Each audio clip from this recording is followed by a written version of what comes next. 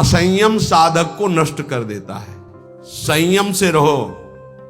आपसे कई बार प्रार्थना की सत्संग में कि यदि आप 2 चपाती पाते हैं तो उसी के अनुसार कितना भी अच्छा भोजन उतने लीजिएगा। आपका भोजन का संयम होना चाहिए, आपके शयन का संयम होना चाहिए, आपके दिनचर्या का पूरा नियमावली होना चाहिए। संयम नियम साधना में चाहे गृहस्थ हो चाहे विरक्त हो, बहुत बड़ा इनका योग है। असंयम नहीं है। कभी मन आया तो 7 बजे जग गए, कभी मन आया 5 बजे जग गए, कभी मन आया 1 बजे जग गए, ऐसा नहीं होना चाहिए। असहिष्णुता, सहनशीलता ना होना साधक के प्रेम प्राप्ति में बाधक लक्षण है। हर बात को सहन कर जाओ। सहनशीलता सहत सहत बाढ़े भगति गृह तन गुरु हित दात। अपवित्रता, कई बार इस पर चर्चा हुई है।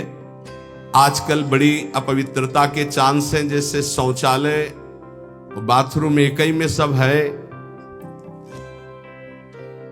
प्रायः ऐसा ही है। कुछ लोग उसी में लघु शंका करते हैं, बैठकर पूरे अपवित्र हो जाते हैं। अगर शौच वाला वो स्पर्श हो जाए तो जितना स्पर्श हो जाए वो कपड़े सब धोने चाहिए। कुछ लोग तो बैठ के ही लघु शंका उसमें करते हैं, बनने को बोले हाथ धो लिए बस हो गए, पूरे अपवित्र हैं। वैष्णव पद्धति उसे स्वीकार नहीं करती। कैसे महापुरुषों का दिन। कल दर्शन किए जब प्रसाद पा रहे थे वो वृद्ध वैष्णव, ऊपर के वस्त्र हटाकर नीचे की, कितना पवित्र पवित्रता। ये मुख में कुछ खाए जूठे चल रहे हो, कैसे तुम्हारा मंत्र सिद्ध होगा। खड़े खड़े लघु शंका कर ली, छिट्टी पैरों में पड़ रही, कैसे मंत्र सिद्ध होगा। बहुत सावधानी की जरूरत है। उपासक चाहे गृहस्थ हो या विरक्त हो, हर समय पवित्र रहता है। अपवित्रता ये सिद्ध नहीं होने देती, साधन को सिद्ध नहीं होने देती, ध्यान रखना। कुछ भी खाने की वृत्ति ऐसी ना रखो जो प्रियालाल को भोग नहीं लगाया आप पा रहे हैं। बाजार में खाने वाला तो साधक हो ही नहीं सकता। हम ये कह रहे हैं कि यदि आप बहुत ही गृहस्थ में हो और आपका मन कर रहा है कि भाई आज हम नमुक चीज पाए, तो आप पहले ये जांच करो कि जहां से ले रहे हो पवित्रता का विधान वहां है कि नहीं है। नहीं तो बहुत अपवित्र रहता है, आप अच्छे से समझ लीजिए। अब वो पदार्थ फिर लेके श्री जी को भोग लगाओ जो पवित्र हो, फिर पा लो तो चलो ठीक है। वही बाजार में खड़े खड़े खाना पीना ये साधक या वैष्णव का लक्षण नहीं है। ये भारी अपवित्रता है जो तुम्हारे भजन में बाधा पहुंचा देगी। मान लीजिए, हाथ जोड़ के कहते हैं, क्योंकि प्रायः इस पर छूट है। पवित्रता पवित्रता बहुत सावधानी से। जैसे आप माला जप कर रहे हैं, आपको लघु शंका लगी है, तो अपनी माला को गर्दन के पीछे कहीं ऐसे फंसा लीजिए उच्च भाग में, और बैठकर लघु शंका कीजिए। जहां पानी की व्यवस्था हो या आप अपने पास पानी रखिए, फिर पवित्र होइए। अगर ऐसा है कि जल नहीं है तो रज से कर लीजिए, रज से हाथ धो लीजिए। और जब तक पानी न मिले, आचमन न कर लो, तब तक माला नहीं, ऐसे नाम जप करो। ये अपवित्रता भगवत प्राप्ति में बहुत बाधक है और लोग इसको मानते ही नहीं है। कोई बिरला पवित्रता का निर्वाह करता नहीं मान। कौन भ्रमण में लघु शंका के लिए कमंडल रख रहा है? अब वीआईपी पना हट जाएगा। प्रायः दंड कमंडल, साधु का प्रसिद्ध सोटा लंगोटा, ये सब प्रसिद्ध है। काछ वाच मन निश्चल राखे, धनि धन जननी तेरी रे। बहुत अब प्रायः दर्शन करने वालों में ऐसे दर्शन होते हैं, हाथ में बिस्लरी की बोतल ऐसे, जैसे कोई जल चढ़ाने की गंगा जली नहीं, प्रायः बिस्लरी की बोतल ऐसे हाथ में होगी। जमाना बदलता चला जा रहा है। और या स्मार्ट मोबाइल हाथ में होगा। कोई भले आदमी तो ऐसे मिलते हैं कि मोबाइल से ऐसे वीडियो दाहिने हाथ से बना रहे हो, बाएं हाथ से ऐसे कर रहे हो। बाएं हाथ से किसको किया जाता है जानते हो? शत्रु पक्ष को। जब राजाओं के यहां दुश्मन का दूत जाता था तो बाएं हाथ से सलूट करता था। तब पता है कि दुश्मन का दूत आया, इसलिए बाएं हाथ से करता था। तो आजकल नए बच्चे वो जानते हैं नहीं, तो मोबाइल से शूट कर रहे हैं, ऐसे बाएं हाथ से ऐसे कर रहे हैं। ये अपवित्र। भगवान के सामने या भगवत भक्तों के सामने चलो आपके हाथ खाली नहीं, वीडियो बना रहे हो तो नेत्रों से कर लो, बाएं हाथ से काहे को, दुश्मनी काहे को मोल ले रहे हो? बहुत बड़े के दरबार में हो, बहुत बड़े के पार्षद हैं, वो हर समय देख रहे हैं। आप क्या समझते हो हम अकेले चलते हैं?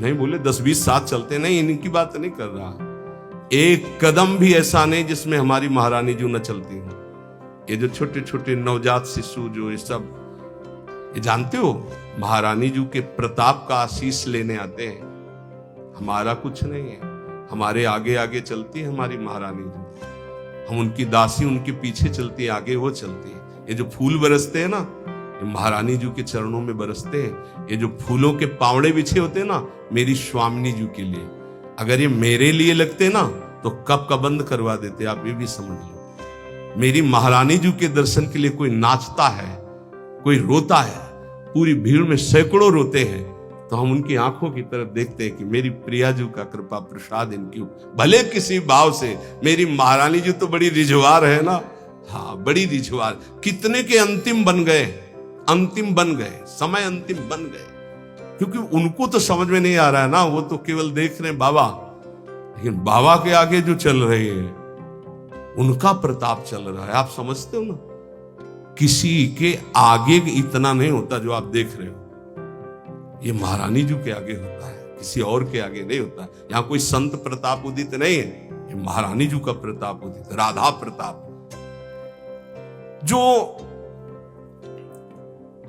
प्रसिद्धि और पुजवाने की इच्छा रखता है उसे प्रेम प्राप्त नहीं होता। प्रेम प्राप्ति में बाधक अपनी प्रसिद्धि और पुजवाने की इच्छा नहीं। अपने इष्ट में चित्त को लगा दो तो सेवक जी महाराज कह रहे हैं, बिस्तर है सब जग विमल कीरति, साधु संगति ना टरे, बास वृंदा विपिन पावे, श्री राधिका जो कृपा करे। अपने आप जगत में विमल कीर्ति का विस्तार हो जाता है जो प्रियालाल में चित्त जोड़ता है। अपनी पुजवाने की इच्छा, मान की चाह, ये प्रेम नहीं प्रकट होने देती। अगला, किसी से भी घृणा, जैसे कोई भी किसी भी तरह का है, किसी भी धर्म का है, कैसे भी आचरण करने वाला है, अगर वो हमारी महारानी के दरबार में आता है तो उसको हम भगवान की तरह आदर करेंगे। उसको एक, जैसे हम सबका आदर करते ऐसे उसका आदर करेंगे। किसी से भी घृणा नहीं त्रिभुवन में, ये तो पक्का समझ लीजिए, किसी से भी घृणा नहीं। घृणा शब्द भक्त के हृदय में नहीं होता, किसी से भी घृणा नहीं। द्वेष अजात शत्रु भक्त होता है, अगर द्वेष है तो प्रेम प्रकट नहीं हुआ। अद्वेष्टा सर्वभूतानाम, किसी भी संसार में एक भी से भी अगर द्वेष है, दुश्मनी है, तो भगवत प्राप्ति में बाधा हो जाएगी।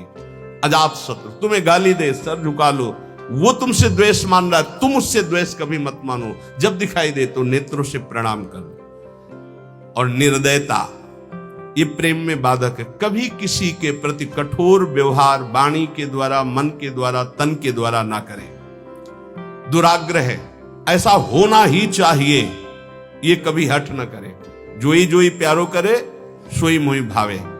ध्यान रखिए, दुराग्रह कभी प्रभु से भी न करे कि नहीं प्रभु इतना तो होना ही चाहिए, गुरुदेव इतना तो होना ही चाहिए। नहीं, जोई जोई प्यारो करे, सोई मोई भावे।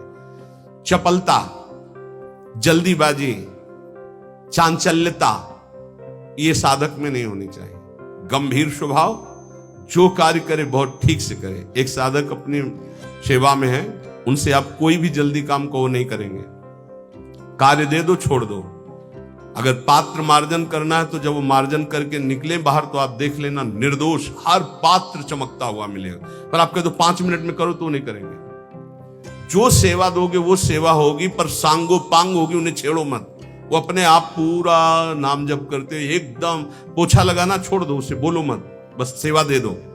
वो आराम से पूरे भवन में पोछा लगा के शांत, उसे छेड़ो मत। अगर जल्दी करो तो पोछा रख दो, खड़ा है, आप छेड़ो मत, सेवा दे दो। तो जब वो सेवा में होते धमकाई देते, उसको छेड़ो मत। वो अपनी सेवा पूरी सांगो पांग करेगा, पर उसे छेड़ो मत। ऐसा ही उपासक का स्वभाव होना चाहिए। हम जिस कार्य में लगे सांगो पांग उसमें लगे, गंभीरता पूर्वक लगे, जल्दीबाजी नहीं, चांचल्यता नहीं। ये प्रेम प्राप्ति के लिए आवश्यक है।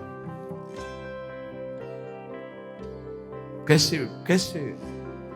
अगर आप वचन रूपी लक्ष्मण रेखा के अंदर रहोगे तो माया रूपी रावण तुम्हारा हरण नहीं कर पाएगा, तुम्हारी बुद्धि रूपी सीता का अपहरण नहीं कर पाएंगे। राम जी वरण कर लेंगे बुद्धि रूपी सीता का, श्याम जी वरण कर लेंगे। भीष्म पितामह अंतिम समय कहते हैं, हे श्री कृष्ण मेरी कुंवारी बुद्धि को स्वीकार करो, आज तक इस बुद्धि को कभी किसी ने स्पर्श नहीं किया, ये बुद्धि कुंवारी है, वरण कर लो इसको। लेकिन हमारी बुद्धि का तो अपहरण हो गया है, विषयों ने अपहरण कर लिया है। क्यों? क्योंकि हम गुरुदेव के वाक्य रूपी लक्ष्मण रेखा के अंतर्गत नहीं रहे। हम रेखा क्रॉस कर गए, अश्रद्धा कर ली, उनकी आज्ञा नहीं मानी, अवहेलना कर दी, कुतर्क। नहीं, ऐसा कैसे हो सकता है? बहुत विचित्र गुरुजनों की वाणी में सामर्थ्य होती है। कभी गुरु की वाणी पर अविश्वास करके कुतर्क नहीं करना चाहिए। अधैर्य, अगर उपासक में धैर्य नहीं है तो प्रेम प्रकाशित होने में बाधा पड़ जाएगी। बड़ी समस्या आ गई है, बड़ी नहीं, धैर्य पूर्वक टिके रहो। अच्छा, ये कभी हमारे हृदय में गुरु प्रताप से नहीं आया कि किसी का आश्रय ले ले या कहीं चले जाए या कहीं पूर्व जीवन में कोई फोन कर दे या किसी को इशारा कर दे, बस ये था कि अब मरना है और धाम में भगवत चिंतन करते हुए मरना है। धैर्य से कभी विचलित ना हो। अगला है अनिश्चय। ये बहुत साधकों में पाया जाता है। एक दिन गुरुदेव भगवान ने कहा, जब साधक घर से निकलता है तो उसका वैराग्य अग्नि के समान होता है। उसे ज्वाला की तरह रोज बढ़ना चाहिए। उसका वैराग्य शीतल क्यों हो जाता है, ठंडा क्यों हो जाता है? उसका वैराग्य तो प्रतिदिन और तेजस्वी होना चाहिए। उसका कारण है अनिश्चय। सुख सुविधाएं भोग मिले और जीवन बढ़िया कट रहा है। जीवन काटने के लिए नहीं, जीवन मिटाने के लिए हम आए हैं, अस्तित्व मिटाने के लिए आए हैं। हमारा निश्चय है कि प्रिया प्रीतम की प्राप्ति के लिए हर भोग को छोड़ना है और प्रभु को प्राप्त करना है। वैरागी वही है जो समस्त भोगों के बीच में रहता हुआ भी भोग स्वीकार नहीं करता, केवल अपनी दिनचर्या और भगवत प्राप्ति के हेतु जीने के लिए केवल उसको धारण करता है।